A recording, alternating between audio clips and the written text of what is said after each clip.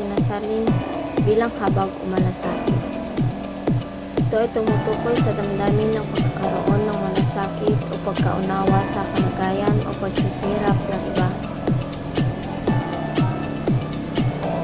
Ito rin ay nag-uudyok sa isang tao na gumawa ng aksyon upang makatulong sa kapwa na dumaranas ng kahirapan o sakit. Isang malalim na pakiramdam ng pag-unawa at pagsimpatya sa paghihirap o pangangailangan ng iba. Ito ay nagpapakita ng kalooban na tulungan at pawiin ang sakit o problema ng kapwa. Sa konteksto ng pangangalaga sa kapaligiran sa kapwa-tao, ang habag ay makikita sa mga gawaing naglalayong protektahan at isulong ang kapakanan ng lahat.